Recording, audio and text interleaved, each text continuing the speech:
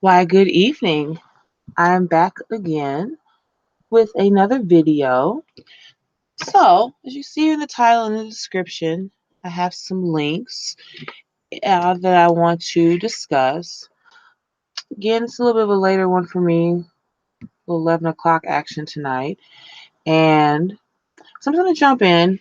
Now, the first thing is a clip. I guess the title is South African Woman Goes Off. South African woman goes off saying men are brainwashed, worship whites, and have their priorities on ass. Look at this. I've got 10,000 shares, 366,000 views on Facebook on this channel. On this page. So this, I don't know, this came up. I saw quite a few women post sharing this. As you can see, about 2 months ago they put this up. Yeah, so a few months ago. Now the clip is you can tell that's an extended conversation, and they kind of break it up a little bit. It's only about maybe a minute and a half. The accent, you can pretty much make out what they're saying for the most part. I bet there's a subtitle function. More video settings. Let's see. Go through all that. Okay.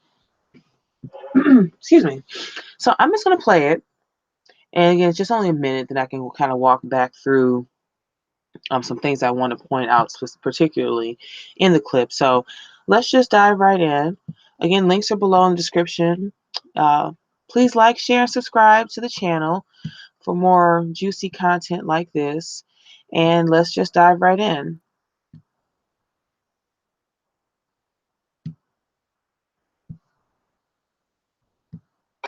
Okay, but have you ever given yourself time to look into our victimization? No! The thing is, we were victimized together. When are you fucking waking up? We were raped as well. We had men that were emasculated, and they were shown as people that are horrible and criminals and everything else. But we abide by you. Our mothers are coming from the generation of saying, "Hi, Begazela, don't hide your shit. Don't out your men like that. You must control your shit." You motherfuckers. This is the thing. All other races have got their agenda. White people must keep their privilege and must control this shit for the next generation. You understand? Indians and Chinese are here for the profit. They don't give a fuck about any other thing. Black man's agenda is an S and a yellow ball. That's it. Now we can't fight anywhere there. Wake up and smell the fucking coffee and lose the blessed culture. No! There's no way a South African black man must acknowledge their own mental slavery the way it is. You have mental slavery. The fact that you have a phrase that are called blessers and yellow bones only in this fucking country, the continent, it shows the mental slavery that you are suffering on. There's no way you are still believing the better, the whites are the better. There's no fucking way. You can't have more than 80% of women heading households, and because they are darker and they are more African, you guys don't identify with them. You see that dating a South African black man is a constant fucking therapy. You can't let no. You can't let life go on when a priority is an S. A vagina can never be a priority. A South African man doesn't have activity over every weekend. All other men, even if they are not foreigners in this country, even white people who've colonized us for centuries, they've been talking every weekend. What does a South African no. You know what to do. 80% of you are fucking Chisanyama every weekend. If Russians and all other countries can come and attack South Africa on Sunday, shame. All women and children will be dead because men will be fucked up on this meat in the Chisanyama. Okay, so that's the entirety of the clip. They just show this little thing here. So, woo, it was so funny. And when I saw this when it started getting passed around, in just a little over, what was that, like a minute, just barely a minute, those three little kind of spliced together clips of this extended conversation just completely reveal so much. As I've discussed yesterday, me and my, length of videos and the kind of time that I take to kind of walk through a series of thoughts and different issues. So Kimberly's talking about her long videos and how, it took someone, Isadora Storm, in 8 minutes to just really boil down these points into like this 1 8-minute vid, things that take her like more like an hour, maybe two, to get into. There's something to be said for like, that kind of brevity, because obviously this is a longer conversation, and whoever edited this down really just, hit to the heart of it. So, I just have a few little notes, and actually, Mm, since this is so short, it would probably just behoove me just to kind of play a little bit of it back. So basically, the first part, she's like, our mothers, told us to just, keep a hold of things, keep track of things, and keep these things and these issues in the community on the down low. Don't put, you don't put black men out there. Don't, make them look bad. All these problems can be going on internally, but you don't, air your dirty laundry.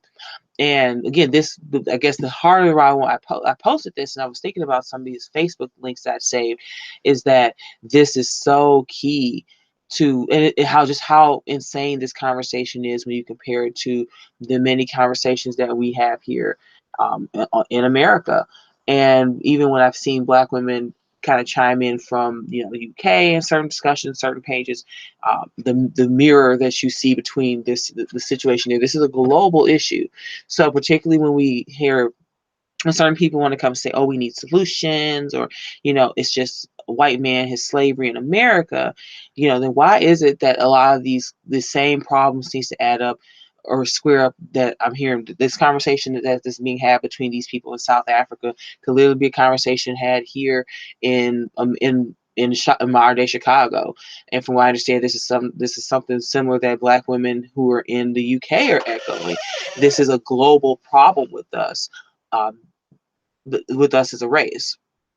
So I'm just going to go through this quickly, part by part, pull out a few things, and then we'll move on to the other posts, which are actually just ones that I'm going to put. They're in the link description below, which you can pull up and read along with.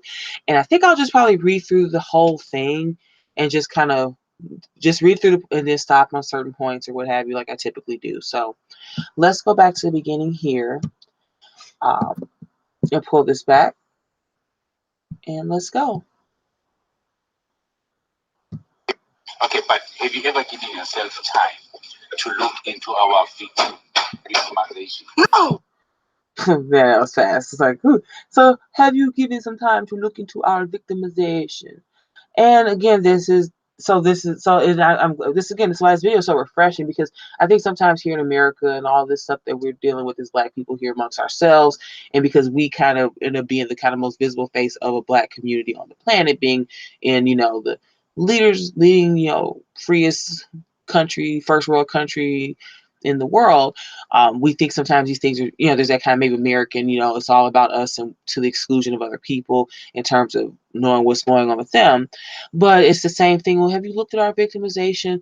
Like, like I've said in previous videos, like this Black male just like wants to come to you with his hat in his hands, like, oh, like, have you thought about that? And it's just so funny because it's that same type of meek, like, oh, well, sister, don't you just understand? That little kind of like sad kid look, and just she immediately is like, no, no. The thing is, we were victimized together. When are you fucking waking up? We were raped as well.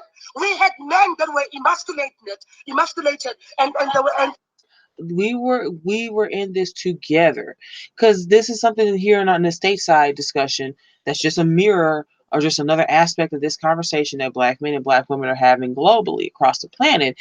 Is so we were on in American, I'm just going to speak in a very broad sense. I was alive 150, 200 years ago. We were on the plantation together. We were out picking cotton with you together.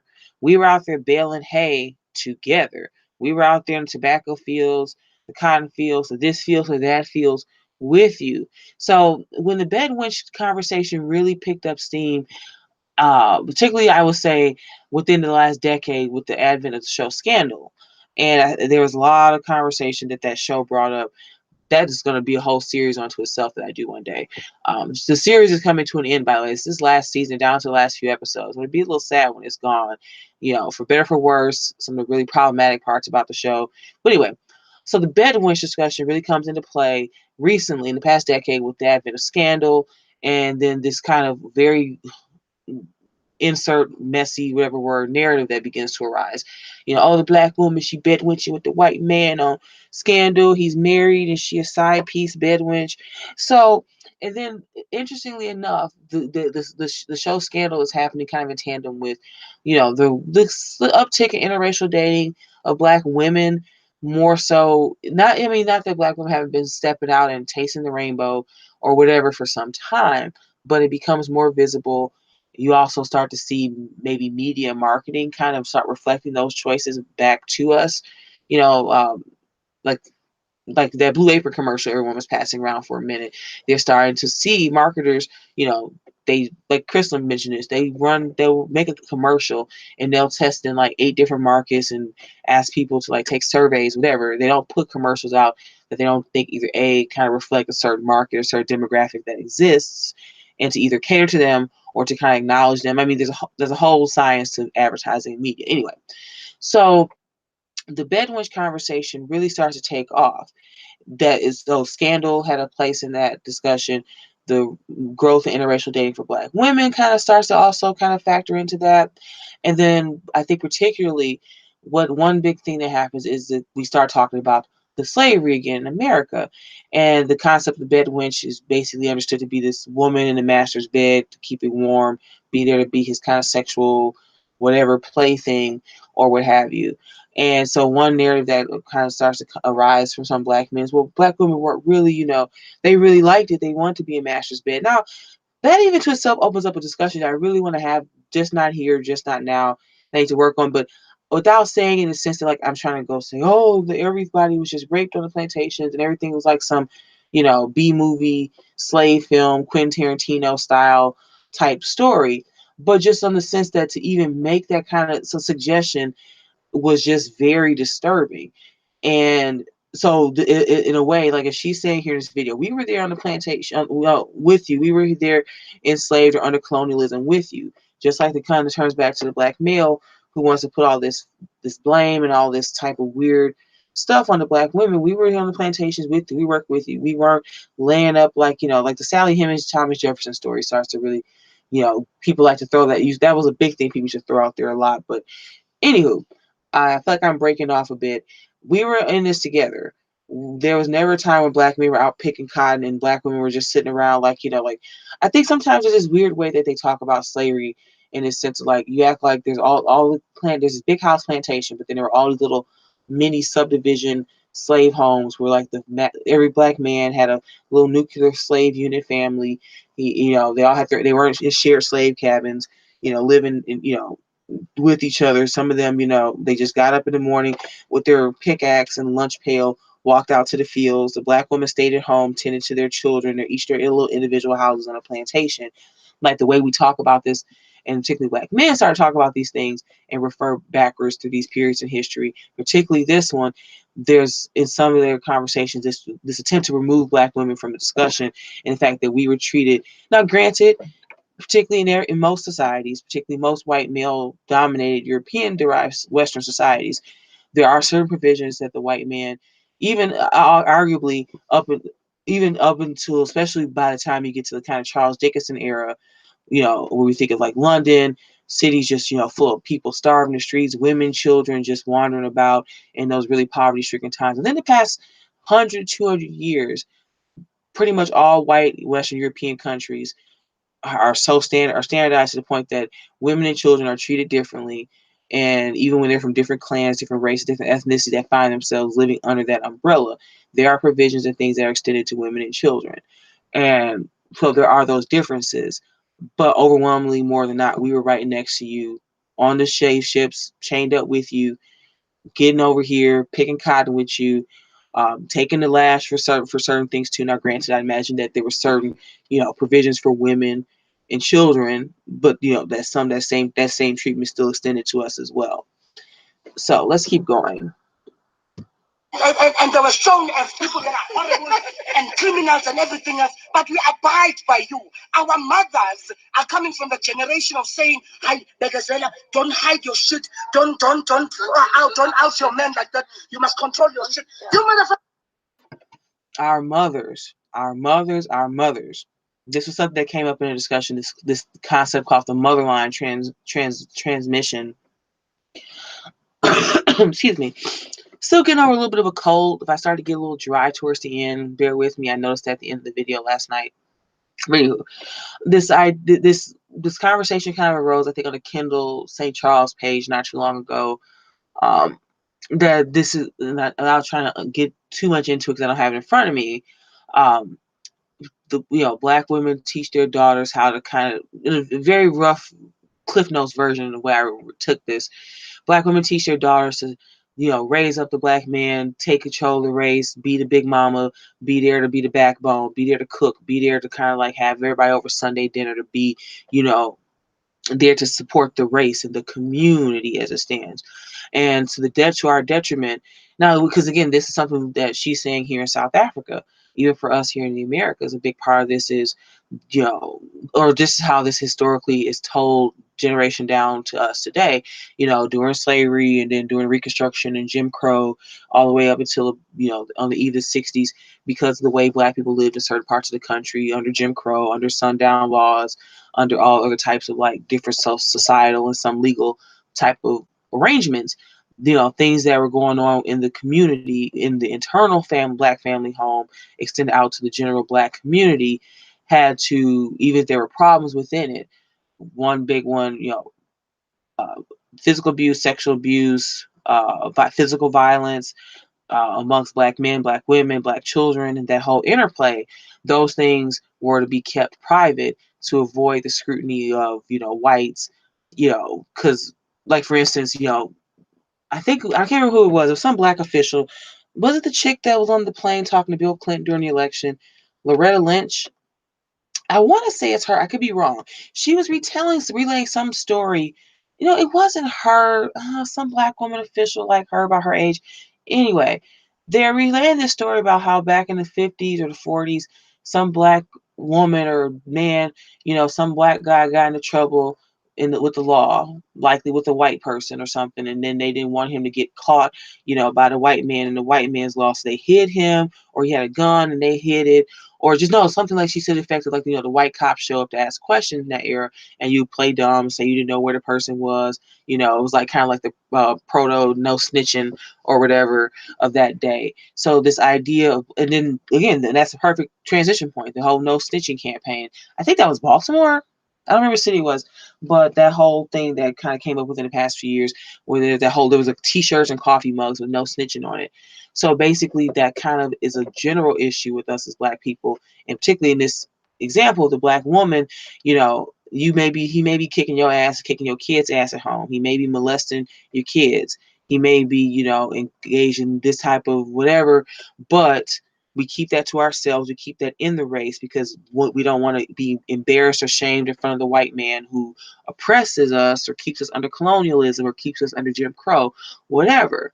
So just her saying that really struck me again, and just how this is not just a way, especially that a lot of Black men and this general Black, mammies tell this story today, that this is just us. It's just because of the white man and slavery. It's just because being in Mississippi, because I mean, these are the issues of color, uh, all these other interplays and relationships. This happens in South Africa, as you see in this video. This is a conversation that a group of Black women and Black men could be having in Chicago or Baltimore right now, or apparently in London, the UK, wherever we are kind of across the diaspora.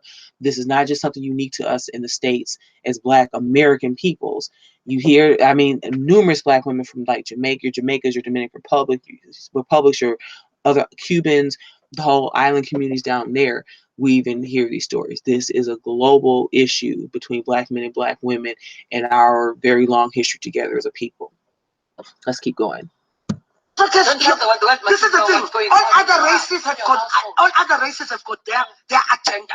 White people must keep their privilege and must control this shit for the next generation. You understand? Indians and Chinese are here for the profit. They don't give a fuck about any other thing. Black man's agenda is an S and a yellow blue. That's it.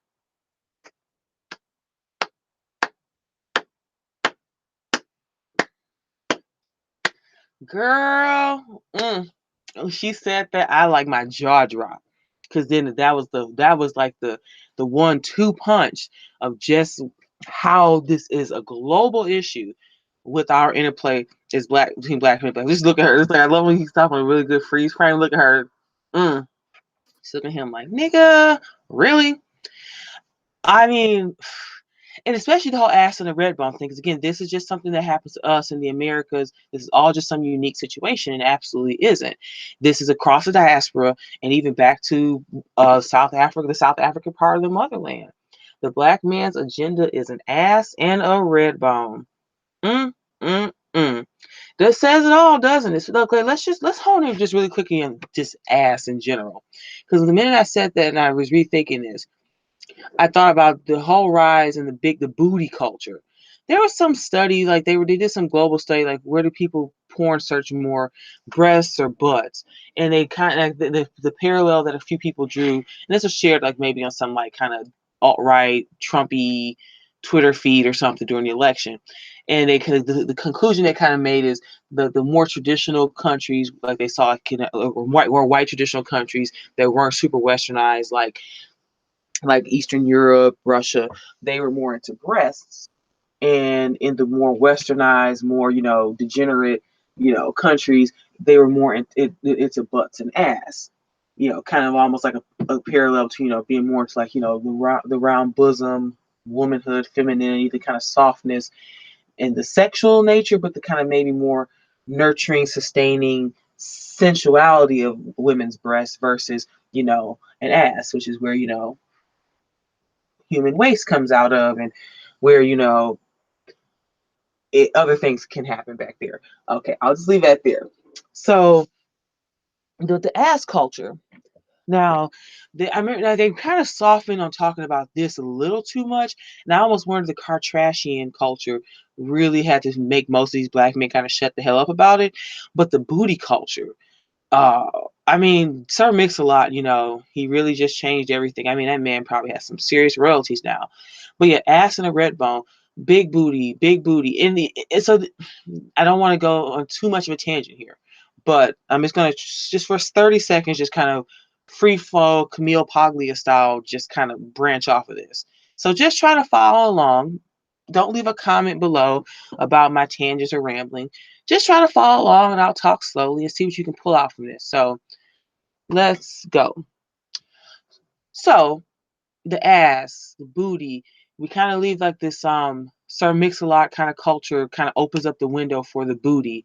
And especially in music and popular culture, there's like these butt moments that happen over the past, I guess we're almost hitting like 20, 30 years now.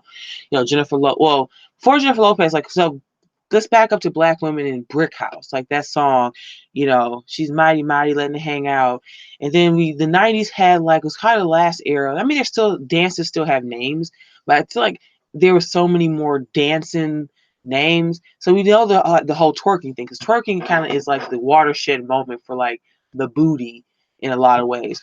But before that, the kind of precursor to that happening, you have like the butterfly and the tootsie roll. Like I wish, because I remember now, because the butterfly was the one you did. You kind of squatted down a little bit and you kind of bent your knees in and out and kind of like lift your booty and like kind of moved your lower back a little bit.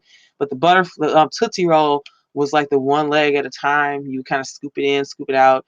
And these kind of more booty centric dances. Not MC Light. That band, that group, Uchi Coochie, Two Live Crew, that album cover with the women in the string bikinis and their butts just like, turned to the back of the camera. So we move through a lot of those moments in rap and R&B and hip hop. We get to the stripper culture kind of rises, and all the things a woman can do with her booty on the pole. I mean, just opens up a whole new world. And then we get to the kind of twerk culture, which is so centered on the butt and the booty. And then the idea of having these big round booties, and then the whole thing about black women and what black men, one of the things that they'll talk about, like for instance, Serena Williams is getting all this whatever about her husband and who she was dating at the time, now husband Alexis Ohanian. There was some black men, how that white boy gonna handle all that booty, huh? And so the ass, so when she says that, it sounds so laughable at first, but when you really start to look at certain movements in popular culture production created predominantly by black men, that other men enjoy, that other men participate in, have definitely spread out and enabled, but they are so focused on asses. Like, I ain't dating no girl with no flat booty. Don't you feel bad for black women with a flat booty? Even sometimes amongst black men, I mean, you see maybe more probably with gay men, but because booty and us having butts compared to whites and other people is such a thing. Like, for instance, there's all these like these little lists, a short list of things that black people, that other people kind of give us props for, or that we kind of celebrate amongst each other. We got big butts or nice shape. We have nice shapely behinds. We can dance and sing. Some of us make good preachers. Some of us fry good chicken. We're really, melodic and, tuneful. I mean, just if you think about this kind of like list of 10 to 25 things of that are black people, and I'm using air quotes in a very broad sense of the term, butts and booty, ass will definitely fall in there in some kind of varying ways. So I'll just stop there. That was about a good 30 seconds worth of a little mini kind of dissertation branch off of that statement. But then the red bone. Oh, the red bone. See this, I think I'll just make one particular point here, and then it'll definitely come up later. When they couldn't get white women, or when the white man's laws, and then maybe other racial groups just not wanting to mix with us, or for whatever reason we weren't even around each other, we didn't know each other. Basically, but we just make this about make this black white specifically. When they couldn't, so we talk, well, a lot of this is just recent because black women started, wearing weaves, taking wick, getting on welfare, and they're this and that and they're third. This kind of post 1960s narrative that's being told. One big thing that I think is worthy of discussion is before that all started, and this still continues to that day. For the longest time, think about the one drop rule, particularly for us here in the Americas. Again, that's why this video, her saying that red bone thing, I didn't have really the understanding that this was an issue for them in the motherland. I thought it was our proximity to whiteness in the Americas, and just as diasporic, black people descended from sub-Saharan Africans who end up in the West and other parts of the world due to the European slave trade. So for us in particular, the white men free, the white men with black women free or slave, mixing with white men, giving birth to these different classes of very mixed peoples. Anne Rice, in a lot of her literary work, especially like the Feast of All Saints, and even her book Merrick, kind of cover like the octoroon, quadroon, those varying types of like social things surrounding them. So basically, for longest time before it became this, oh, you just hate us because we date white women now. Why are you so jealous? Why are you so mad?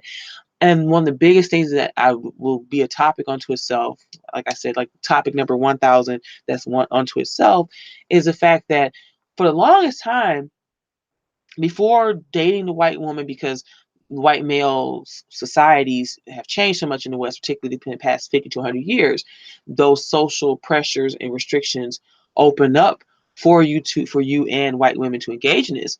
Before that even comes into play, there's a long sustained dynamic between fully black women, particularly fully black and darker skinned black women, being in this kind of pecking order assembly amongst biracial black women or mulattoes, and then maybe octoroon, quadroons, and women who are at some point part or percentage black.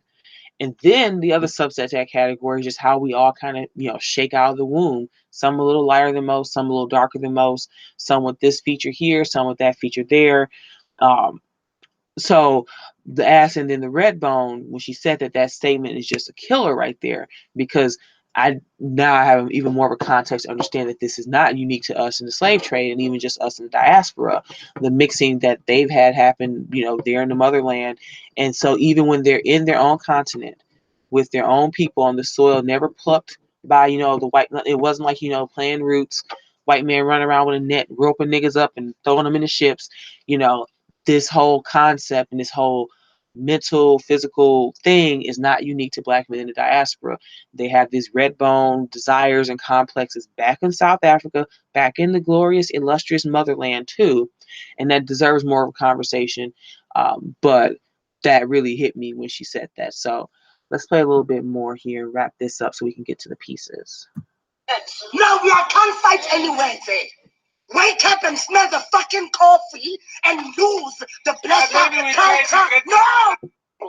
There's no way a South African black man must acknowledge their own mental slavery the way it is. You have mental slavery, the fact that you have a phrase that are called blessers and yellow bones, only in this fucking country, the continent, it shows the mental slavery that you are suffering on. There's no way you are still believing the better, the whites are the better. Woo! That was another moment when she said that, because like, that's some brutal honesty right there. Now, and I think the only thing with mental slavery, I'll just pick at, because this is something I was picking up with the video I did yesterday, because but it can be self-imposed mental slavery, because she just said there's no way you guys still think that it's just a white man. So she basically somewhere we're saying, well, what black women like myself and others that come to the forefront to start saying, it's not, the black man then wants to come and tell you, well, it's white supremacy that made us do this. It's like the old Flip Wilson devil made me do it. The white devil made me do it. He made me hate my own mother. He made me make songs about raping and bending over and fucking like a raw doggy on the back of a Bentley, sliding credit cards down black women's booties, throwing dollar bills over half naked, women all over the place, talking about shooting and killing a black man because he looked at me funny, he stepped on my sneakers, all this stuff, this devil, the white devil made me do it type of attitude that's been portrayed. And again, this is with the Chris video and the commentary I made yesterday and prior. That's why I focus in and hone in like a laser on when black men and when black women too, because the thing is, a black woman, the majority of black women believe these same type of loosey goosey narratives that just basically make the white devil made me do it type of attitude. The way we look at history, the way we reflect on it, and our position and actions that have been taken by us as a people, individually and collectively. So yeah, this white man did not make you think this. And now they're just like here. There would have been a time, I would say 1960. Hell, I'd even argue that even a little later than that, I'd give a little bit more of a allowance that the black male needs to have turned, looked at himself, said, hey, this is, I know more excuses. The white man didn't make me, the white, because the thing is, this is one of the key arguments that's come up in a lot of these discussions. He wants to say the white man made him do it, but we go back to, now Othello is a fictional play, but we know that the Moors, North Africans who had at least, if not full or good, over half of their blood mixture being descended from Africans, particularly Africans below the Sahara, that there this desire to go breed out, mate out. I mean, I was actually just reading a passage here. Let me pull this up real quick, because I'm actually working on a piece that's in relation to this very book and this very subject. And I was rereading this passage last night. This is from The End of Blackness by Deborah Dickerson. It's a great book. I'm just going to read a quick passage here because this kind of ties in just a bit. So this is an excerpt. Black women have been sad. Oh, no. Well, okay. Black women have been sad, manless, and exploited for half a millennium. Thomas Sowell relates the sad fate of the typical female African slave, the one in Islamic lands. In the Ottoman Empire, there was a hierarchy of slave prices, reflecting the varying demands and suppliers. Because slaves were so often used for domestic purposes rather than for heavy labor in the Ottoman Empire, far more women than men were taken as slaves from Africa, so much as to leave sexually unbalanced societies in parts of East Africa. African women were more likely to be used as housekeepers, while European women, especially uh, Circassian women, were more likely to be concubines. Slave prices reflected these conditions. Males were generally sold for less than females, and African females for less than Circassian females.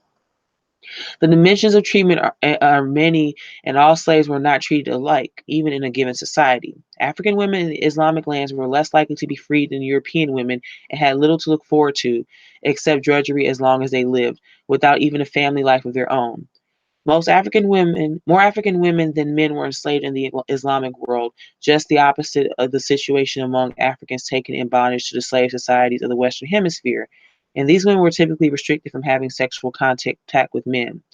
The net result was that relatively few black children were born in the Middle East, and few of those survived to adulthood.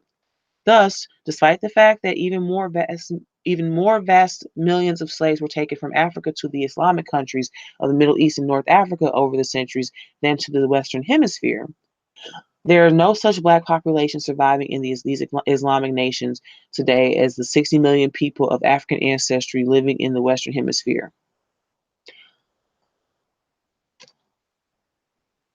So that kind of just ties in right there to I think to this a little bit of this conversation here. It's funny, after reading that, they gave me a whole nother idea because I'm working on an essay in regards to this piece. So anyway, just a little tidbit to share there. So let's keep going. No fucking way. You can't have more than 80% of women heading households, and because they are darker and they are more African, you guys don't identify with them. You see? Woo! I'm like, oh, she just keeps coming with the hits in a minute. So 80% of households headed by women. Y'all remember Arsenio Hall back in the day? He used to do that. Hmm. Hmm. Things that make you go, Does that sound familiar? I mean, oh, maybe she's talking about Iceland. Oh, maybe she's talking about Belarus. No, she's talking about what other country could she be talking about with the sizable black population that has statistics? I just don't know. I'm like at a loss for freaking words over here. Wow. So they have some of those same cultural dynamics, and there's, I mean, people can make all the arguments they want about comparing colonialism to the European slave trade into the Americas and the Western Hemisphere. I'm not prepared to make that argument. I don't see a direct comparison, but let's just say in a very basic, broad sense that we're going to make that comparison. So there's one aspect you could argue, well, yeah, if you're making a direct comparison between the two, that they're very similar, then yes, you would see why you have that situation there. But that was just very telling. So again, another dynamic that here gets played up is just, it was a history of slavery. The evil white man made us do it. That's why we do this, because of the slavery, the slavery, the slavery. Or a second subset of that, because the women are darker and more African, and did she kind of say nappy headed or headed? That's that you don't feel connection to us. Now I played a clip of it. I'm not gonna go get it right now, but the die hood rat die, the little with that that black man flapping his gums, this whole little diatribe. Let's just pull it up again. I'm just gonna put it on mute because I don't want to listen to it. But where's that image? Because they put this up again. Yeah, here we go. So they're all knocked up, taking their selfie picture. Let's see, where did it go? Well, no, that's actually something else I'm looking for. But I guess this kind of started the point. These darker skinned black women, they're not light brights. They're not, mixed race exotical chicks. And I guess you see it pretty much everywhere you look, and it's even more evident now online. But this constant the whole BT 1000, Black Terminatrix 1000, the dark skin edition versus light skin edition. You see it even in terms like that. There's a disembodiment, and there's just this connection, this lack of connection with black women, and this wanting to separate. So previously, they want the ass, particularly red bone ass, and that's what they want to chase after. And then the black African woman, the one who looks more African, has more darker features, the women who look more like, well, I guess pre-surgery Little Kim than the post-surgery little Kim. Cardi B, the like mixed light bright red bone exoticals, and this further separating, isolating black women who don't look like that, who don't fit that type elsewhere. Anyway. Dating a South African black man is a constant fucking therapy. You can't make and see, it just never ends. And like, I love this, why black American women are done, why they finished, why they got attitudes, why they did 9/11, why they did the Holocaust. I just go through the videos, and it's like, but then it's the same dynamic for them in South Africa. So I bet, there's South African YouTube where I'll type it in, it's just black men sitting in their cars or sitting in their sunglasses in an apartment building someplace, flapping their gums. I'm going to assume that there's another parallel YouTube universe, and it probably looks quite a bit like this. No. You can't make life go on when a priority is an S. A vagina can never be a priority. A South African man doesn't have activity over every weekend. All other men, even if they are not foreigners in this country, even white people who've colonized us for centuries, they've been talking every weekend. What does a South African... No. You know what to do. 80% of you are fucking Chisanyama every weekend. If Russians and all other countries can come and attack South Africa on Sunday, shame. All women and children will be dead because men will be fucked up on this meat in the Chisanyama. That was the last part was a little bit tricky to understand, but you caught the vagina is not an agenda. Because again, I made this point last night. Now I'll make it again. Because so as the Chinese come in more into the continent in another 50 years, this the same black men crying into their beer now about white men, how he was oppressing us under colonialism. He gonna be telling the same story about the Chinese man. I was laughing about this before I went live, and I was like, you know what? The white man was an evil saltine cracker. Now with these Chinese coming in, it's gonna be that yellow Ritz cracker pressing us all over against 100 years from now. That's gonna be the sad story they telling now. I should just start writing some books right now and make a few coins off of this now, because that's probably gonna be I'll get ahead of that trend before it even gets here. So great video. I'm glad I thought about doing this and I saw that in there. So let's take a look and see where we are for time. Excuse me. Let's do this one first. Sorry, I'm like, you forget like you're recording and you're like in your room or your closet just hanging out and just bumbling around. Okay, so we're about first 45 minutes in. So let's read and move through this quickly, because I think I hit like $1.50 last night with the other video, and that was pretty good, I think, but want to maybe keep it at that or just a little bit less than that. So let's jump in here. Somebody reposted this on Facebook. I don't do a whole lot of Facebook. I just kind of get in for certain timelines, and people just post some of these really great things that I wouldn't ever catch if I wasn't on it, just to even pick up a few things. So anywho, let's just move through this, because this is a nice little post. I'll just read it in full, and I'll just lift a few things that I might want to hone in on. Or I'll just kind of read and stop and go, because hopefully you probably pull up the link and you probably maybe read through it yourself already. That I don't know. So let's go. So what they didn't get hugs when they were younger. So what they got rejected by the 17-year-old girl who was 1 year older than them in high school. So what their father walked out on them and left their mother as a single mother with the responsibility of caring for the home and providing their practical needs, therefore limiting her time with her children. Do I sound insensitive? I don't give a damn. And you know why? Because you, black woman, went through the same exact thing as these niggas. Yet there's no contextualization of your issues and your repetitive behavior and how it looks and affects the community. You don't get the luxury of expressing yourself and feeling angry. You don't get the luxury of not getting it all right the first time around and making mistakes. You don't have anybody trying to build you up on love and love you into wholeness. You don't have anybody trying to make your life easier or sacrificing to help you get on your feet. You don't have anyone excusing your behavior and looking for ways to explain away your shortcomings and poor decisions. You're blamed for every single thing wrong in this community, but still want to banish the wounds of the ones that are actually making things wrong. This is why I tell you to stop trying to love these broken men. This is why I tell you to stop trying to understand why they do the things they do and stop trying to build them up. This is why I tell you to stop making excuses for their disrespect, disregard, and disdain for black femininity. This is why I tell you to stop having unprotected sex with them and having their children. This is why I tell you to cut them off at the first sign of inconsistencies. Look at the chaos in your own life. Look at the brokenness you feel from having every single experience that black men have had, and more. And no one cares.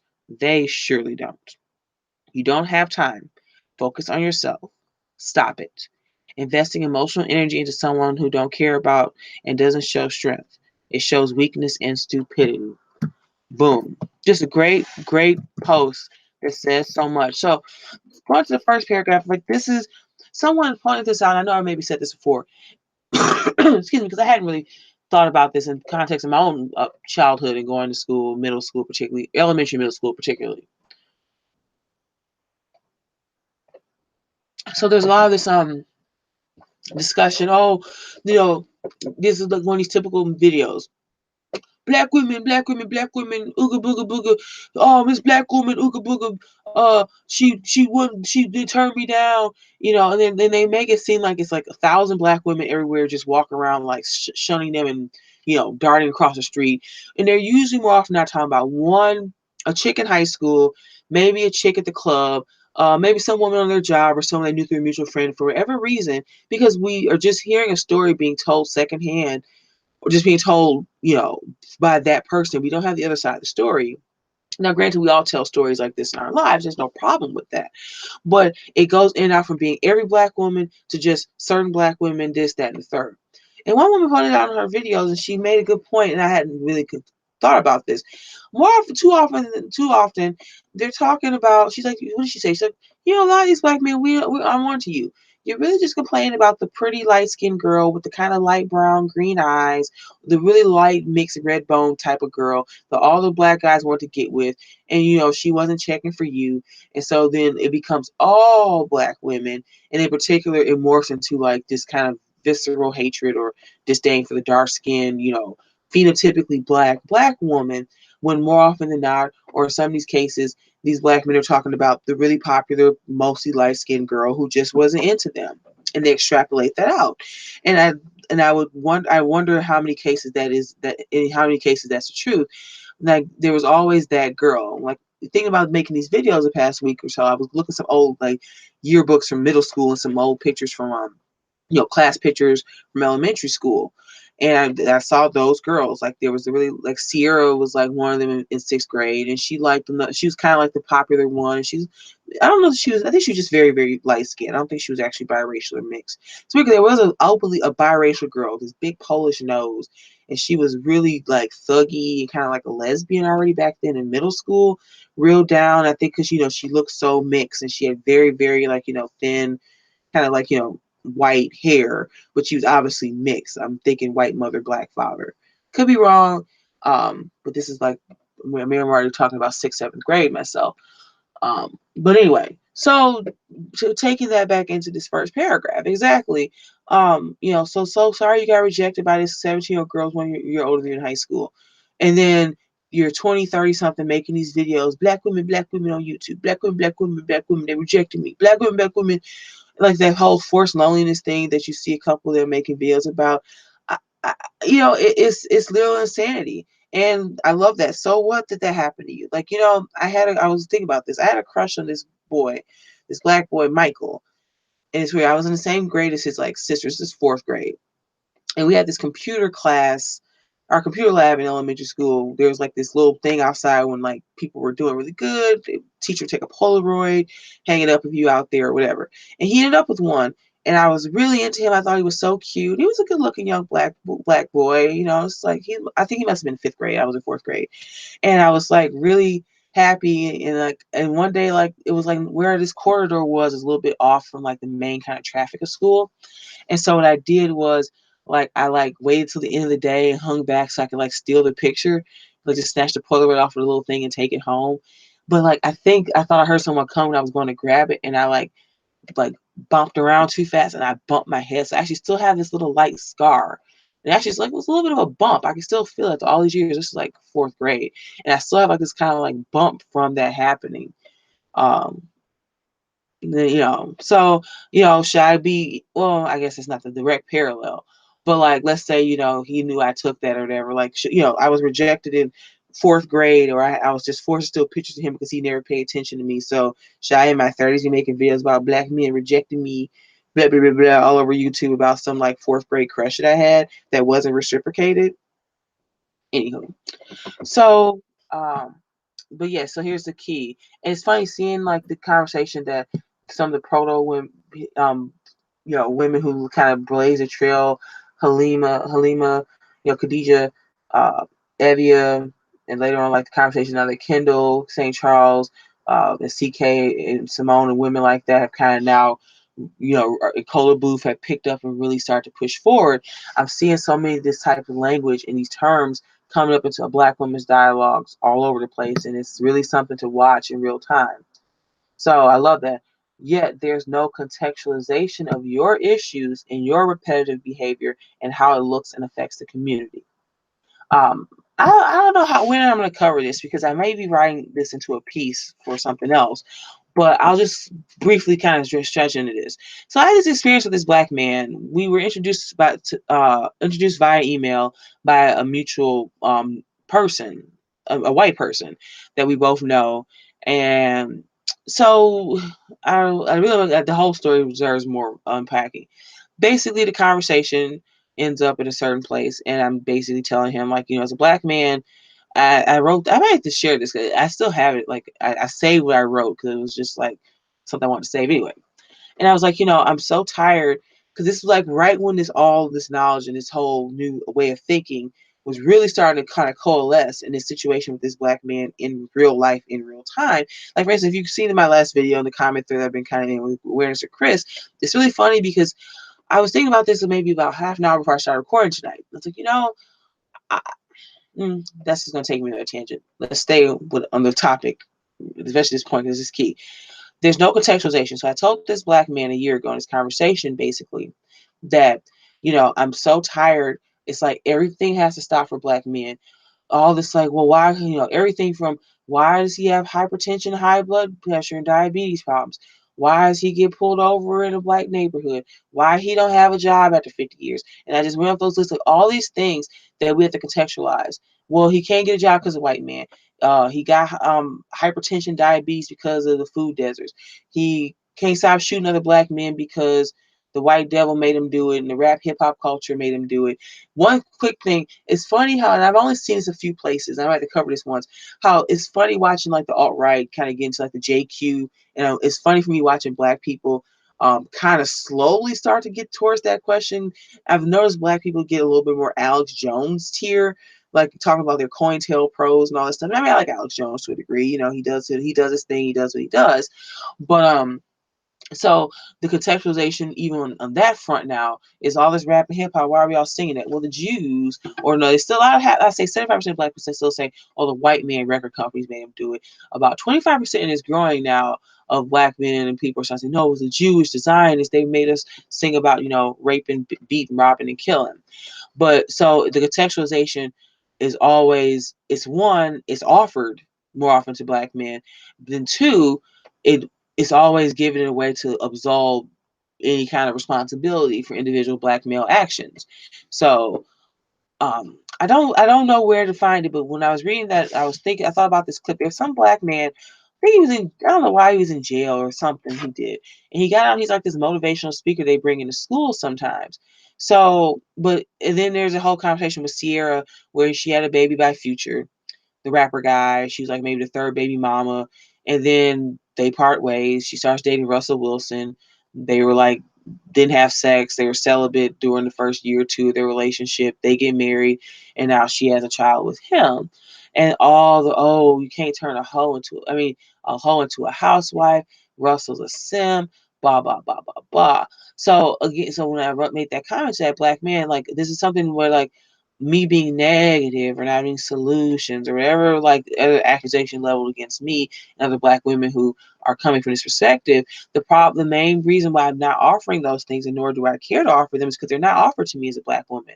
I and enough black women in these scenes are talking, have been things that we're saying, we're supposed to be hanging from the gallows for the actions that apparently every black woman at midnight in 1965 took to turn the race into a bunch of gay black men who were shooting each other and growing up in they single parent homes, in urban hellhole ghettos forever. So I'm supposed to hang with that, even though I wasn't born until like, another 20, almost 30 years after that fact. So there's no conceptualization offered to me in black women. You pregnant at 14, you just a hoe. You about 400 pounds, you're only like 5'2". You just a dumb, fat, dark, chunky, fat, nasty, beastie bitch. Black male be somebody 400 or 500 pounds. Oh, he just thick, he a man, men don't have to really worry about stuff like that. Um, I guess I could go on and on, but I think you like always. But I think you get what I'm saying there. The contextualization is never offered to Black women for why we may be angry, why we may be bitter, why we may be fat, why we having these babies. No one ever offers that to us. And as she's suggesting right here in this post, I'm in no interest or desire to offer to anyone else, particularly Black men, in any of these discussions going forward. It's not even if it may even if it was something to be desired, it literally serves no purpose at this point. Uh, one little sip here. Ah, that's some cold water.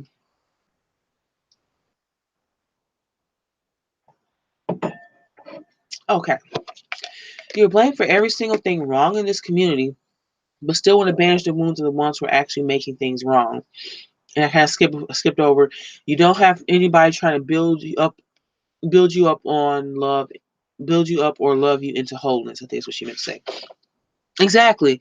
And I think she's directly referencing a lot of those memes that you see passed around in Black Facebook. You got, broken brother, you got to love him up. And it's all those photos like some Black woman, she kissing his head.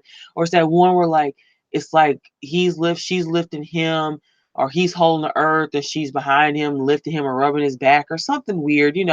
All those kind of like Black struggle, love, uplift the brothers, love the brothers, think like a man, act like a man, the whole mentality that permeates most of the Black conversation discussion. So particularly with the Chris video yesterday and that response, that was something I hadn't really honed in on. Well, I think I'd hit it at certain points, but this kind of brings that more to awareness. And without going too much further, because I really want to get to the next piece, because it's actually an old Breukelen Bleu, aka Kendall St. Charles piece that son of Baldwin reposted, and somebody reposted on my timeline, and I really want to get into. So, yeah, we can't keep rubbing your back for another 400 years, telling you baby's gonna be okay.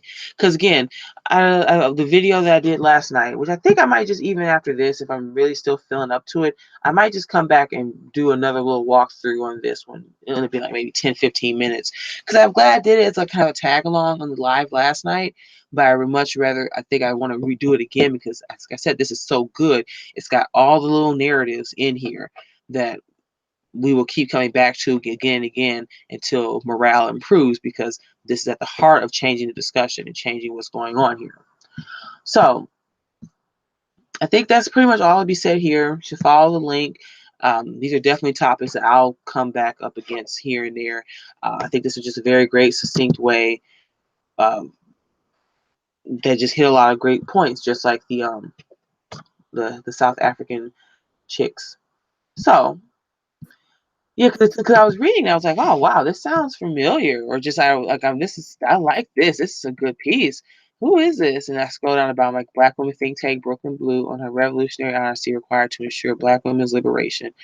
And I looked. Okay, people are posting on this now, but when I was looking at my phone earlier, I saw something like a comment, below the comment said 4 years ago. I was like, wow. But then, I guess if I look at the top, March 6th, 2014.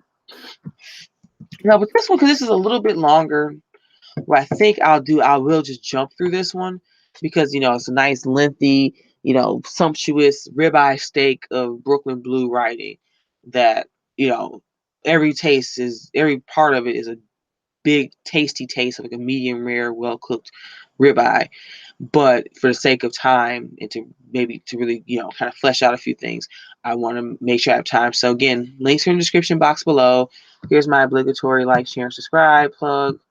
Shill. All right, I'm done shilling. So we're gonna dig into this. I read it twice today. But so if it takes me a second to take a little pause to see where I want to go next, just give me a moment to do that. But anywho, how about a little sip of tonight? Tonight, we are drinking 14 Hands Hot to Trot Red Blend. Oh, Columbia Valley 2014. I didn't know it's a 2014.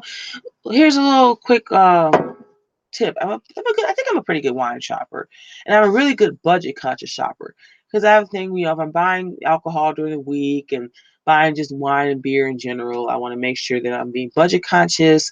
So a lot of stores, like at least where I'm at, and I've noticed even when I travel a bit, I can find some pretty good, decent stuff under 10. I keep my window about $15, up to 20 if it's something really particular special that I want to drink.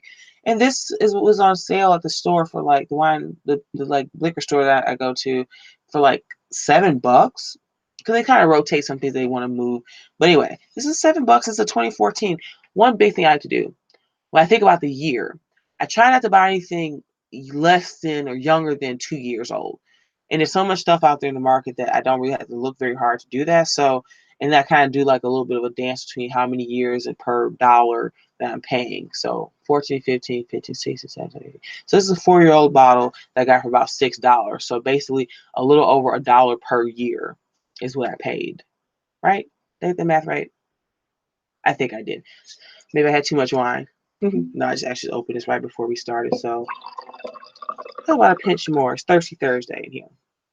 Let's dive into this. See, it's like, oh my God, I stumbled into a really great analogy right there, y'all. So, this piece right here, the culmination of these 3 pieces is the ribeye steak. And I have this beautiful, luscious red blend, red wine to enjoy. It's the perfect pairing.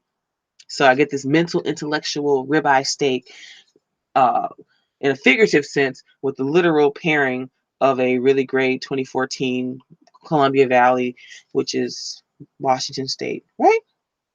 Yeah, why do I always get confused? I mean, I know my wine regions pretty well, which means I'm like Columbia, because I know Willamette off right offhand. That's Oregon. Yeah, Columbia Valley is Washington State. Columbia Valley is Washington State. Blah, blah, blah. So that was my like wine plug, wine tip shopping. See, there's other things I want to do on this channel too that are so not even race, politics, society, and culture minded. So that's definitely something more to come. I just start doing some like wine and beer videos too. Mix it up a bit in here. So little sip, a little toast. Thank you for so I got a few. I know I don't really engage the chat or anything. Oh my God, did I not have it on? Man, wait, where is it? Chat. Oh, sorry. It usually just pops up immediately. Maybe I accidentally clicked it off. So I hope the 5 viewers will see that if you want to say something, hey, go for it. It usually just pops up on its own. Anyway, so cheers, sip. Let's move into this. The reason why the truth of this will never be spoken is because in order for Black girls, women to be addressed, some truly harsh things will have to be said about Black males, and nobody wants that to happen. Now, I won't play it, but if you recall from my like chat stream last night, interesting. It would be well better started if I just were. Is this where she starts talking about it? Yeah. Gosh darn it. Okay, we're gonna do this. Man, in any way, and that we don't want to be happy and loving and nurturing when you come home from a hard day. We get it. We've dealt with so many things as young women as a whole that a lot of other races have committed suicide over as young people. The molestation, the growing up without a father, the being forced into growing up too fast around the house. This right got to work 2 or 3 jobs. If you're brown skin, or if you're heavy, or if you're not as attractive as the girls in the magazine, feeling like you're not pretty enough. So when you talk about being happy when you come home, when you add to that a man may be cheating on you or not seeming appreciative of what you are trying to do, then it hurts. Do you find that Black women are too angry and too bitter? Is that what you're saying as men? So again, like I told you, I couldn't verbalize, and I really still kind of can't what she did there when she jumped in with that.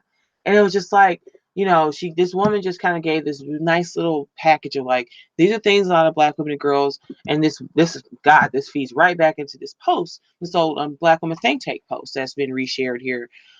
I mean, and then this shift.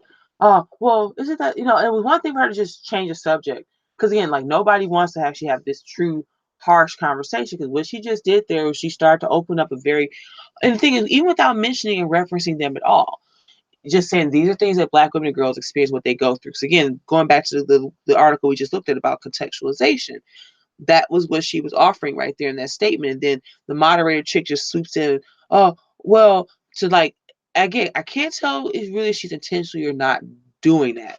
or if it's just such an automatic reflex like it is for most Black women, particularly in this race. Because again, the one thing with the whole, the comment response I got back from Chris, like, you just don't want to help the Black community. The Black community, as many of us Black women in circles have come to understand, is just a code word for Black men.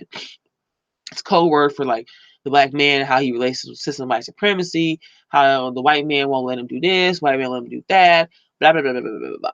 And that's all the Black community is a code word for. Again, very quick quote that I'll pull from that same book that I have right here that I'm working with right now. And this is from an old Essence article. So you listen into this real quick because this really ties in here. We, as a community, have to acknowledge our own culpability. Now, this tells you this is a little dated because this is from the 90s. You'll tell right away. Okay, we as a community have to acknowledge our own culpability. The Brat, Foxy Brown, and Little Kim are what has been happening to young Black women while the brothers and some sisters were busy rescuing the endangered Black man. Mic drop. Mic drop right there. And that feeds right back into these 3 points of discussion right here. So let's keep moving through that. Maybe we'll come back to that again. That conversation that Black man had via email when I wrote that little kind of like 1-page piece back response to him. And the email that preceded that, I dropped that quote right there. Didn't have anything to say. Did the typical Black male shuffle like, whoa, but because then this piece will answer what I'm trying to suggest with that and why I used that quote in this exchange with the Black man a year or so ago in a conversation that we were having. So it'll come full circle. So picking up, see, as long as Black girls carry the burden of being the backbone of the race, they will continue to align their own interests with that of the Black male. The same Black male who has decided that his feelings of emasculation, oppression, and marginalization need to be projected onto every Black woman from his own mama down to his own daughter. So as long as Black girls or women are taught that we need to rise as a people, as long as she is made to believe that we are in the struggle together, she will always be beholden to two separate yet overlapping enemies. One, the global hatred of her perpetuated by white supremacist standards of beauty, femininity, personhood, and humanity. Two, the localized hatred of her perpetuated by the intraracial colorism. And I'm going to emphasize that intraracial colorism, sexism, misogyny, and patriarchy of the Black male / community. So I'll just stop there and just back out from there quickly. So moving from the top to bottom, this whole question of being part about the community, help the community, you don't have no solutions. And I was thinking about that today from the reply yesterday from Chris, and I was on break and I was thinking about this. I'm like, well, that's just it though. You guys are the men, and it's a reflection of this constant desire to come and ask Black women what we gonna do for the race. Are whether it's like, are we gonna be marching for Stephon Clark like we march for Trayvon? Are we gonna be out here on this, yelling at some white man someplace who said something sideways? Are we gonna make a stink because Walmart locked up their Black hair care products? I don't know. Just insert whatever weekly thing that or daily thing that Black people are supposed to come out and rally for. And again, this ties into my previous assertion. The Black community is basically code word for the Black man, the endangered Black man, as she lays out, and it was laid out in that quote I just shared with you from The End of Blackness by Deborah Dickerson. It's a great book. This was written, let me pull the copyright real quick. This came out before the Obama era, which I find really interesting now reflecting on this previously, because I think the way it reads, copyright 2004. So this is like a good 4 years. This is second to Bush term when this came out, and a lot of the statements and observations she's making there are so spot on. And I think it shines even more so because these are thoughts that she's sharing prior to the first biracial mulatto president. I'm sorry, I'm not. That still bothers me to this day, and that's a whole nother discussion about Black people's dysfunction, and their one drop ruleness. Anyway, so let's move a little further down. She is not given permission to do this. Well, then I guess I need to No, I don't need to. You can read. Why don't I have to like do this all the time? You guys can read too, damn it.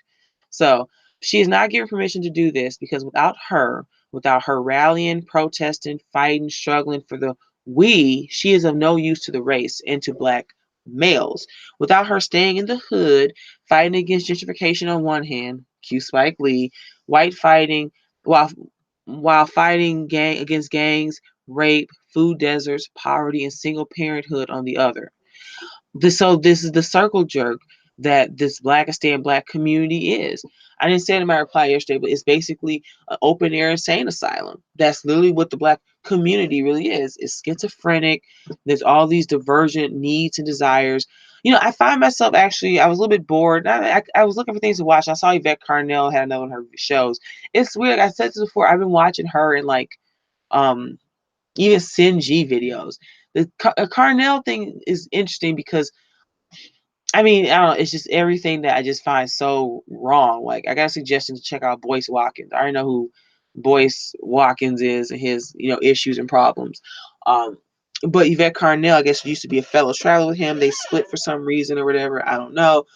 But, all these same type of like I mean, her video is literally just doing this. We got to do this economic fight. We got to do this. And it's really white supremacy, but it's also the black baby boomers. They didn't do this. It's like, I was just thinking, it's like exhausting. Like, this is why the majority of the black people, in the term community, I feel doesn't suit us. But it's exhausting with black people. It's always something to rally for, march for, fight against, white supremacy, this. Economics that. Like, black people are emotionally exhausting people. And this is what this. So when Chris or any other black person, because black women will do this too. I've already had two sisters in my comment sections already with they little slick shit about, oh well, how could you say this about our people and that. You people are exhausting, and everything is some fight, some struggle, some this, some that.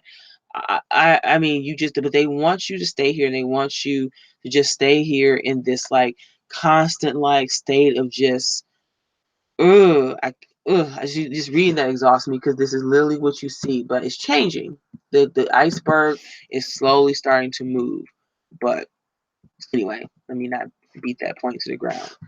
So, without her providing all the surplus ass and baby incubation services to keep pumping out the black male, without her to be there when the black male gets out of jail to fill his commissary and to put her house up for bail, without her to make the picket signs for Trayvon and all the rest, without her with her fists in the air, Angela Davis Fro screaming Black Power, without her sitting on the news once again having to forgive the white killer of her black male child, without her to be the reason the black community is failing and why black children are in jail on drugs, gay and criminally minded, without her to be the mammy and mule of the race, the proverbial big mama archetype who holds the family together alone.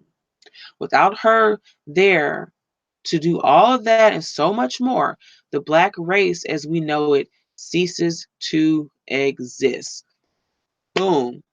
And there you go. So if so, I guess I kind of like. Well, no, I don't have. I guess I do have solutions. One of them is a very strict birth control policy. I want to see some tubes tied. I want to see some vasectomies going all around this race. That's one aspect of an immediate solution that I have to start getting if there's a chance to remedy some of these black issues. That's one half of it. But the other half is outlined here in these steps. So when you run into black men or black women or black community people in general, what are we gonna do? How are we gonna fix this? So without providing all the surplus ass and baby incubation services. Because keep this in mind. On one hand, the first point, all you black women, y'all, this was more in the past. From what I hear older black women sort of relay is that among some black men, when maybe more like the 70s and 80s, some of it was, well, these black women, they so churchy, they will have sex with you, but they not real freaky.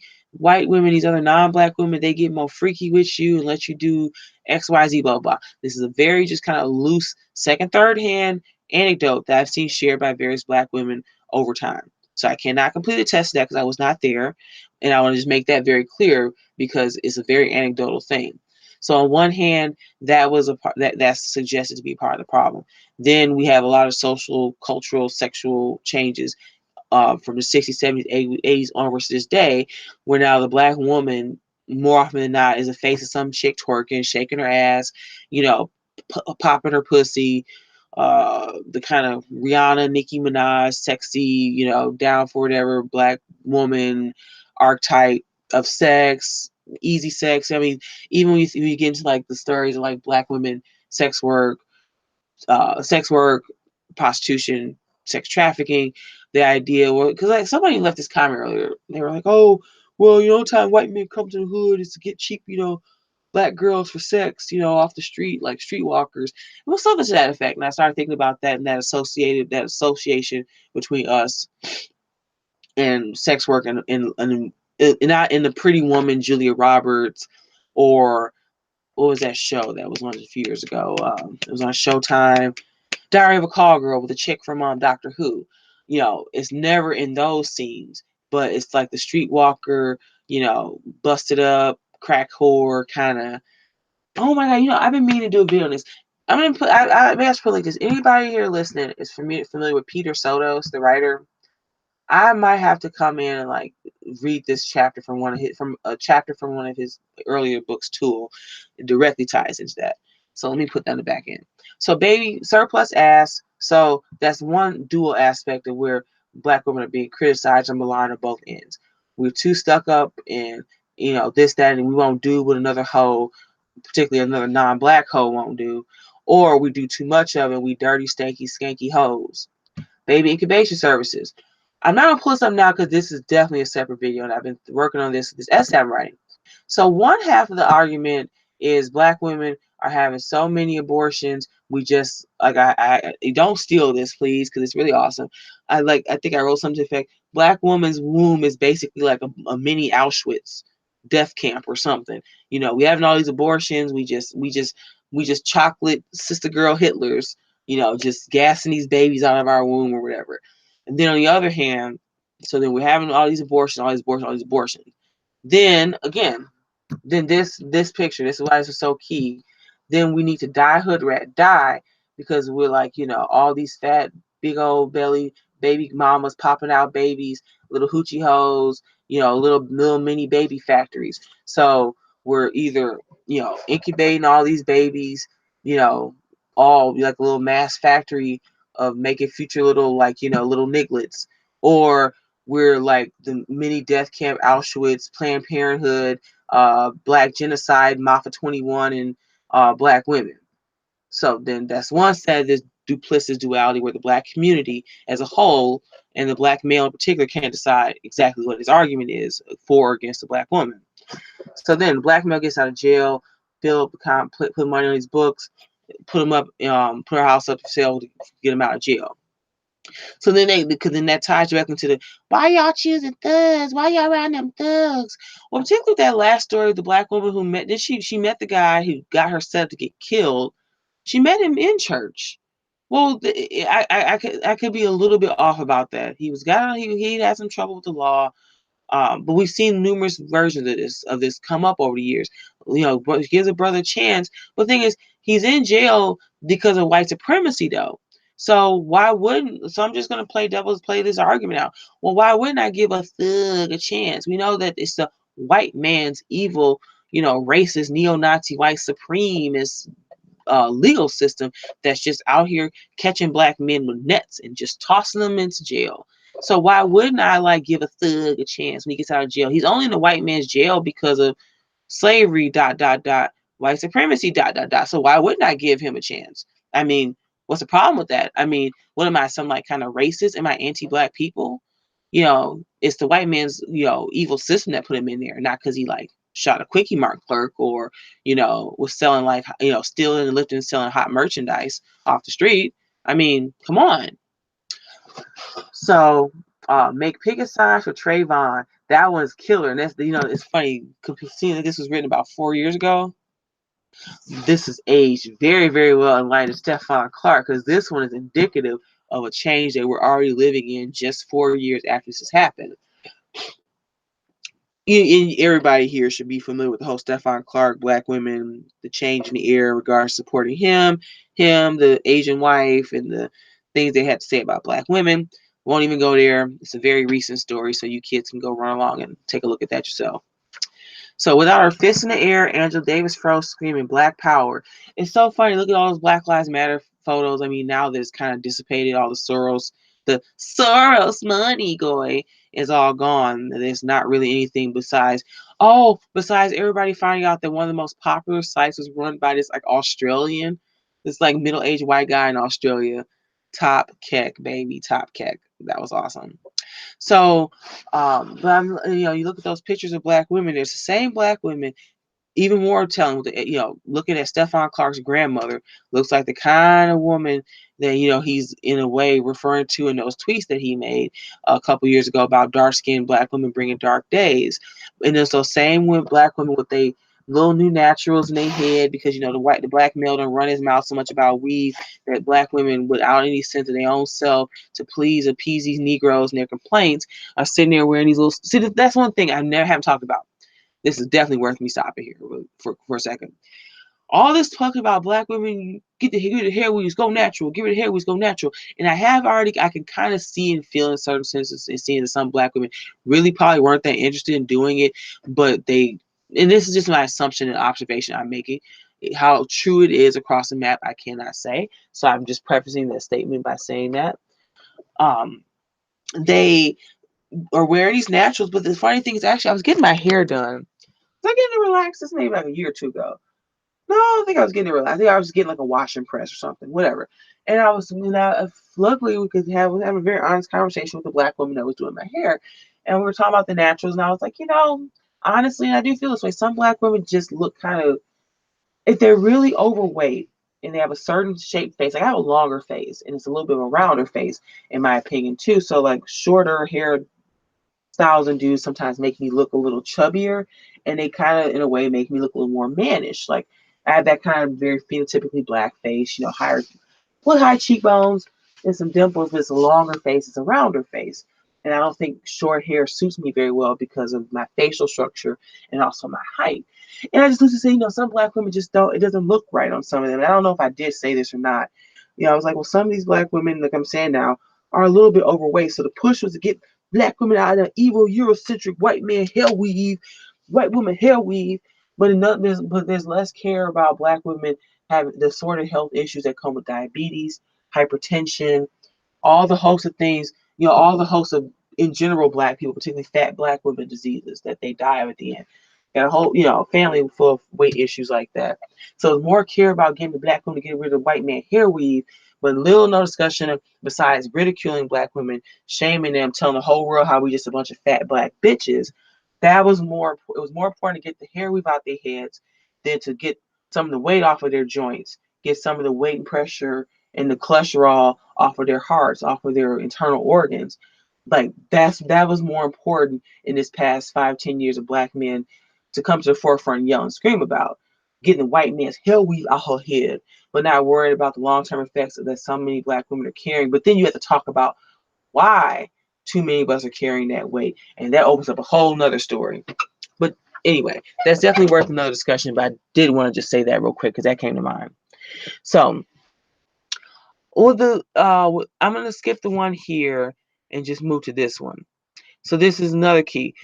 Without her to be the reason why the Black community is failing and why Black children are in jail on drugs, gay, and criminally minded. So that says it all. That says a lot of this too. They're in jail because they all came from single parent households. Even when, let me just grab this one real quick because I looked this up at work. Generations of Philly inmates.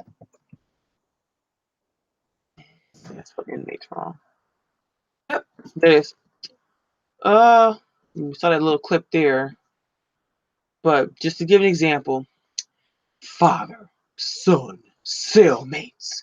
Generations of Philly families are incarcerated together. There's like an old joke over on I've seen it all around like white nationalist, alt-righty type sites for years, or just a throwaway kind of joke comment. Well, a lot of these Black men don't care about going to jail. It's like a family reunion up in there. They hanging out with their dad, their cousin, their brothers and stuff like that. And the kind of point behind one of the other person's comment was basically, well, they like Oh, really? I don't even remember looking this up.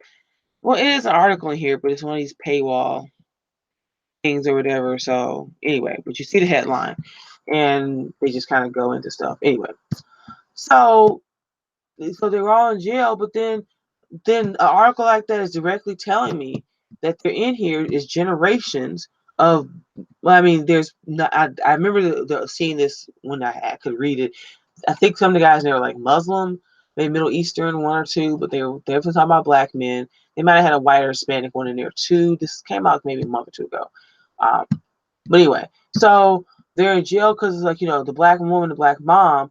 But if his dad is already in there when he gets in there, then are you telling me that she's completely culpable in this? When she goes in, his dad's in there, or his uncle, or the black men in his immediate family circle. They're in jail because of the black woman, but upon entry, they're in there for generations. Again, the sins of their father. While they're on drugs, while they're gay and criminally minded. I think David Carroll, yeah, he has a. I don't know if he goes completely for the whole single black mom. David Carroll, even when he's problematic, he illuminates some interesting points that are worth discussion. He's not completely on the bandwagon, but he did some calling with Kristen was on, and he like went all weird and ballistic and started talking over her, acting like a plum fuck fool. So ever since then, I was just kind of like a little bit more of a side out of David Carroll, even though every once in a while, depending on the title, I may watch some, if not all, one of his videos just to kind of. He's one of the few ones that is remotely tolerable as far as black men goes in these streets. So here and there, and I go look. But he did a video about. Do you remember what was a show with those boys in Alabama? They were the prancing, the prancing elites. Yeah, the prancing elites. They were all kind of like gay transgender black guys, and they were like doing those dance routines at like sports shows or whatever. And I think he did it, or some other guy did a riff on, single moms making all the boys gay. The funny thing is, I don't want to branch into this too much because this comment says it all, and you can read yourself. But I'll just leave one note. I just hit me. You remember like the whole joke with Alex Jones and the whole making the frogs gay comment? Well, that's really telling because that's literally like become this rallying cry. Oh, single black moms making the black boys gay. I see. I guess since I'm like not Alex Jones, it's probably more. If you've never seen this, it's more better for you to just see him do it because it ended up actually being partially true to a degree. Oh, yeah, because it's awesome. Wow, why is everything muted? Consider using it. They've used it on our troops in Vietnam. They sprayed peace.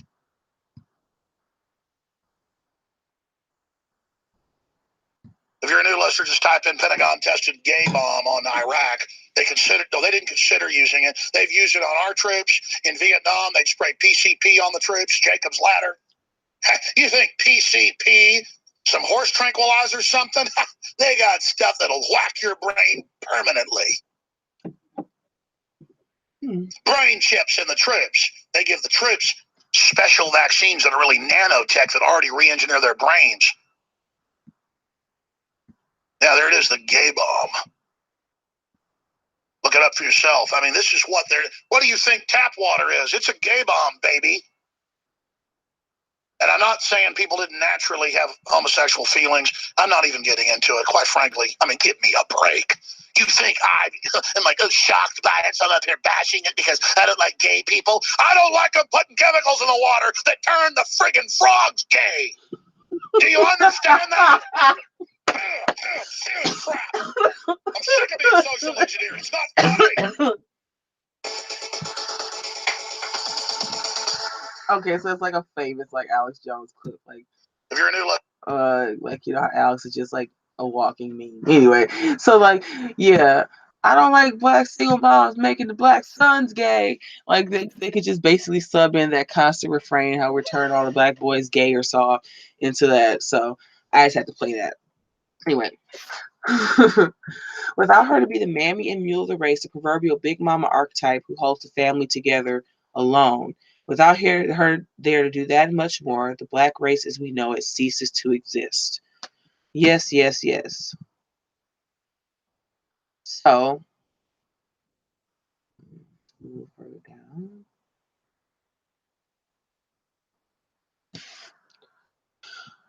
And to remove the black male as the central target of white male oppression and supremacy is considered blasphemy. Everybody knows that the black male is under attack. The black female is just collateral damage. Rolls eyes. And that's at the heart.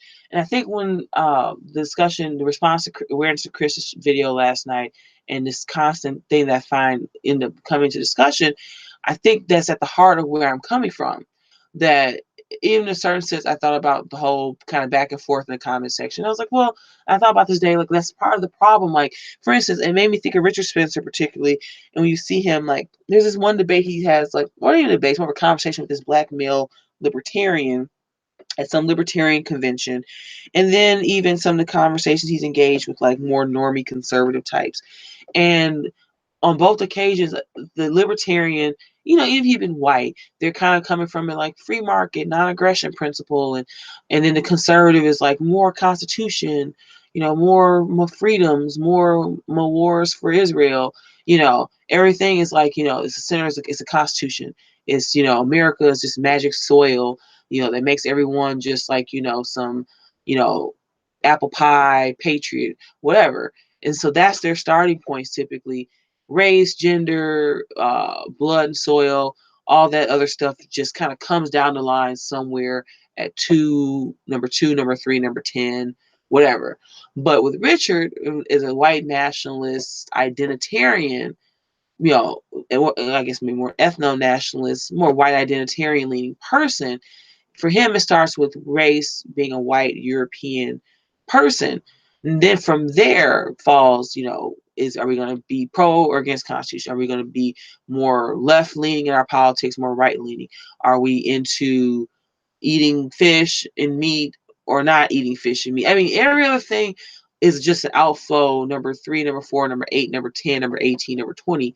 All those other characterizations and points come after the central point that he likes to locate as a person's identity is their race and just what ethnic grouping and bloodline they belong to. So that statement again there is kind of at the heart of if I'm operating from this position. So when I'm asked why I don't have any solutions for the black community or what have you, well, that's the thing. I'm not like like Richard Spencer in that discussion. For me, if I were to take just that kind of layout for him and impose that upon myself. For me, in these discussions, and I mean, on my own personal individual day-to-day life, my points of identity and how I group myself come from a lot of other different aspects. But just honing in on this particular one, I'm operating from being a black woman and everything. And I'm a black woman, and particularly an American one, specifically, and that's the center point. I'm not some person. I'm not like most black women. I'm not just black, and then I happen to be a woman down the list about 4 or 5 points later. It's a dual primary identity. I'm a black woman. Sometimes I like to say I'm a woman who just happens to be black and American. I'm an American woman who happens to be black, or however I want to kind of shape that out. But that's the center I'm working from.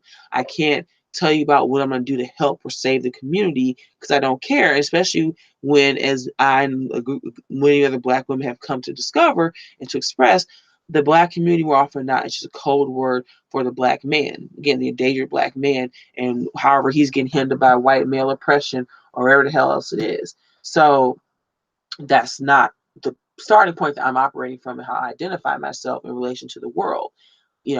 So anyway, let's go down a little further. I'm already kind of at the end of this one. So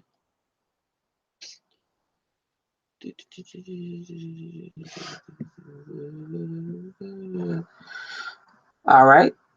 So we can continue to have these conversations about gender and sexism and colorism and power dynamics and out of wedlock births and fatherless homes till the cows come home. The one common denominator all of that is the black male, and nobody will ever, on any collective basis, give the black female permission to leave his ass behind? Nobody. One-sided loyalty is the name of the day in the black community, and it ain't flowing in the black woman's direction. All of this conjecture is nothing more than politics, selective morality, and false outrage. All this other shit is nothing but mental masturbation without the happy ending. Lots of stroking and shit talking, lots of excitement and anticipation, a big production that goes nowhere. Mm. Another big tasty sip as we wrap that one up. Wow, there you go. That is literally how I feel. So when I'm called, to ask like what are my solutions, so I'm either asked what are my solutions, like I'm supposed to come up with this 10-point plan as a woman to save the black male, aka the black community, or as you've seen in previous comments I've gotten, well sister, you don't understand World War I, all the black men went over and they died, and then nobody was here being home when we came back. I mean, it's just that's another thing. So this idea of solutions will only imply or mean that something was actually going to change. And as Breukelen herself stated here, and it's still true to this day, this is all just mental masturbation. So I would suggest I go check out Boyce Watkins. I've seen him make some salient financial, or just he's actually talking about these things. He's not, he's not sitting there with the rims that keep on spinning and throwing around $100 bills, in a pimp suit, but just telling black people to invest in like penny stocks and just do like things that financially that naturally come natural to every other race of people, and particularly in 2018 when this is already kind of a wrap and a wind down. So I can go watch his videos, but collectively that's not going to. Yeah, I'm gonna just step over that. I mean, I feel like that's only so many ways for me to keep reiterating that point that simply does not matter on any collective level, and on an individual level. I mean, this is just something I don't need to do, nor am I going to do. But Boyce Watkins in particular, a lot of discussion that over the past year or two has come up of things that he said that for black women like myself were a little bit more than concerning, and some of his little dismissiveness and attitudes. Like I think he made some Facebook posts about, oh well, how much money do black women really spend on Korean hair products? We could have that money back here. I bet you all can imagine how I feel about that. But that was a definitely big side-eyed Boyce Watkins moment. Because again, they can't talk about wealth or generational building or doing anything for themselves as black men without coming to tell the black woman something she shouldn't be doing. The funny thing is, I bet there's a good amount of white people who are doing okay financially, or maybe not doing so okay. I don't hear black and white men out here, my white sisters, you need to stop buying them Kate Spade bags. White sister, y'all be up in that Starbucks and them Glory jeans. Y'all need to bring some of that money back and blah blah blah blah. I I don't hear any other group of men do this. That's at the heart of what makes it also just sad and disgusting. I don't hear any other group of men do this. You get some of it with some of the white red pill MGTOW guys, but even them, there seems to be a line that they don't cross. I mean, they do their shit talking online. All these Asian women will go to Thailand or Japan to get me a wife because these white women and blah blah blah blah blah. There's the elements, and I've seen it with my own two eyes. So I do have to admit that. But the thing is, there's enough white men around across a population of them that it does matter, particularly for the white women who may or may not be engaging with these men in real life and their judgments and their feelings towards them. But more often than not, they don't command the attention of the race as a whole. There's too many white people for that in general, and then B, there's just enough white people for that to be spread around. So this conjecture, this solutions, we gonna do this as a race and all this stuff. I'm already operating from a point that this A is not possible, and I've come to the same conclusions that are listed here in this piece. So I don't. So when I say I don't care about the community, I want to give up. Of course I have, and this, because I'll leave it here as I close down. Um, there will be time to talk about this again some more.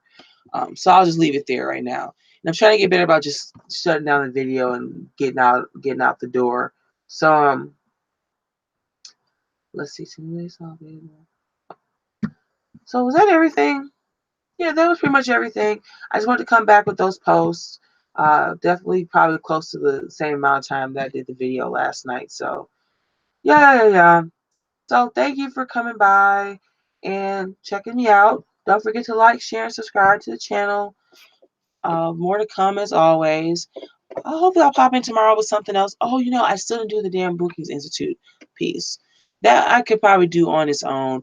I think there's probably another video hanging out there that I've been wanting to cover or talk about as well. So anyway, I am going to get down for the bedtime. Tomorrow is TGIF. One more day in this very long work. I worked 12 hours today. Yeah, crazy. So I'm going to let you folks go. Thanks for tuning in.